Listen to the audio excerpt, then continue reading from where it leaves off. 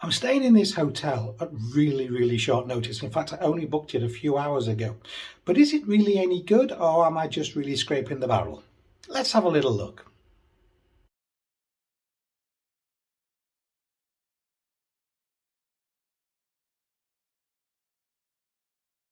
Hi, it's Craig. Welcome back to Craig's Live and welcome to another review. Today is the 8th of February 2023 and I am in the Sibson Inn Hotel and Bar just on the A1 just north of Peterborough.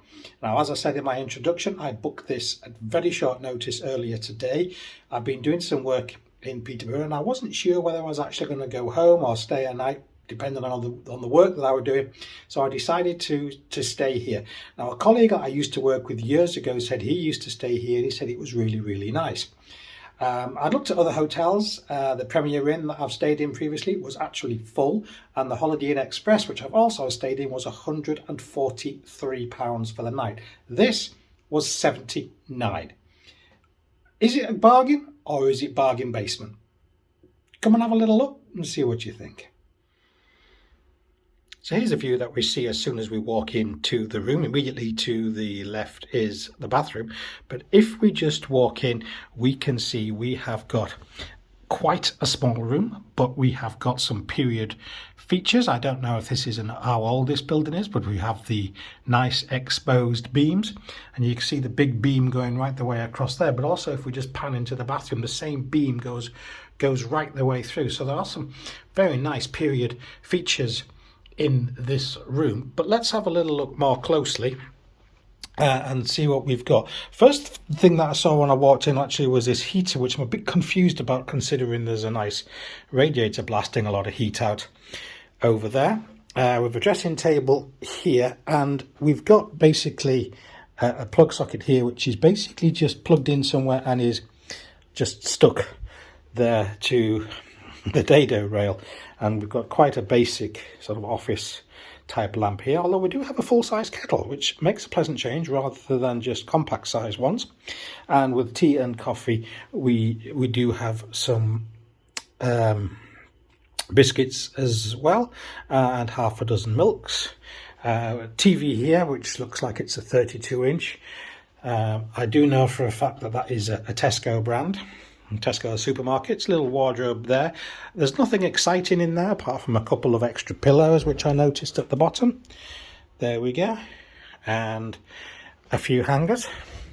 And if we turn around, we've got a pretty standard bed with nice lamps, a nice picture. And you could see the light actually is a pull cord, just comes all the way down there to turn the light off.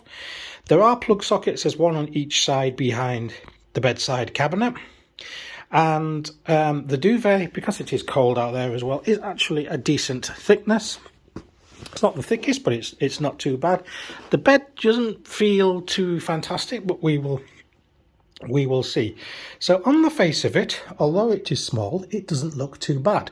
But let's just look a little bit closer. So for a start, if we look up, you can see that there are cobwebs everywhere, and you can tell by the amount of dust on them that they clearly haven't been cleaned off for some time. Similarly with the lamp there, and also all the way up here, all of these cobwebs. So it's clear that this hasn't been cleaned very thoroughly.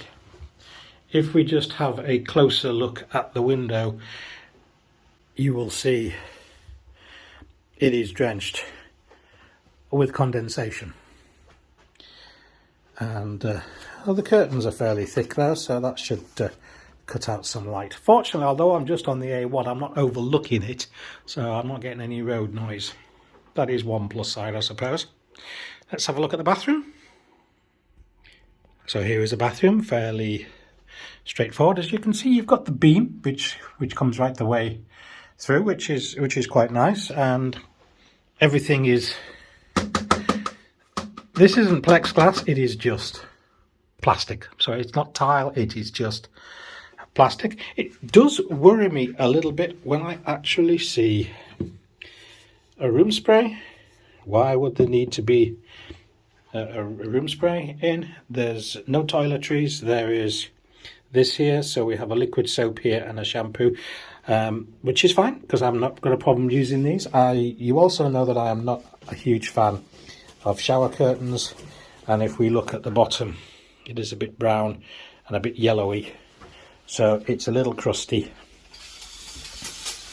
If we slide that back, I've just got a fairly standard shower there. Just behind me on the heated towel rail, which isn't on, there's some towels, small towels. They don't seem too bad. They're quite thick. I don't know how large they are. I've not opened them out. Well, I've eaten here. It's now a little bit later in the evening. Just been down to the bar / restaurant. Had a pie with some potatoes and vegetables. Very nice food, has to be said. There's not a lot of passing trade in the hotel. The problem is that they're doing roadworks on the A1. Is that they're closing it overnight, so people are struggling to get here as well, which I'm sure must have an awful impact on the trade for this hotel. So I'm sure they must be struggling a little bit with that. But overall, the hotel isn't all that bad.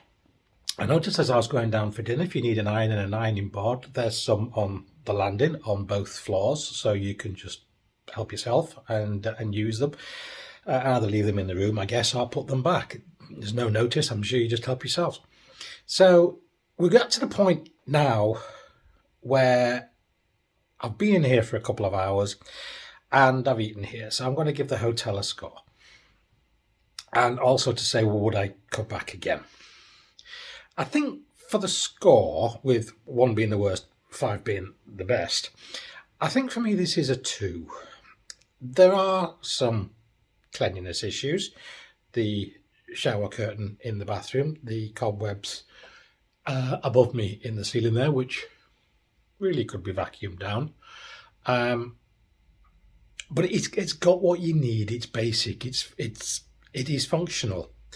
The Wi-Fi isn't the best, but it's enough so that I can do emails, or at least I can maybe watch YouTube or something. But on the whole, it isn't bad. There's nothing when I walked into the room that made me go, this is nice. The first thing I saw, or one of the first things I saw, was actually the condensation on the window.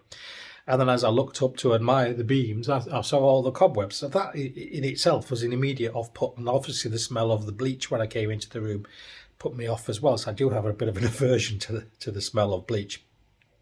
So that's why I'm only going to give this a 2, because it's one of those ones where I will walk in, I'll go, yeah, this is okay. This will do. Would I stay here again?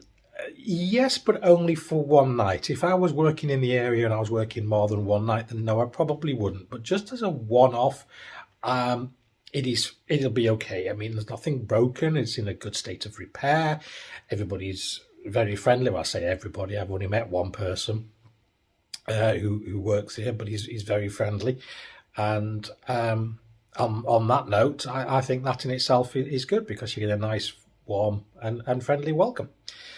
So that is the Sibson Inn Hotel, which is just north of Peterborough, just off the A1 northbound. So for me tomorrow to go back south, I have to go north and then spin around and then come back down on myself. But, you know, that's no hardship. And that is all I have to say for this particular hotel. I hope you have enjoyed it, and I look forward to seeing you again right here on Craig's Life. Until then, bye-bye.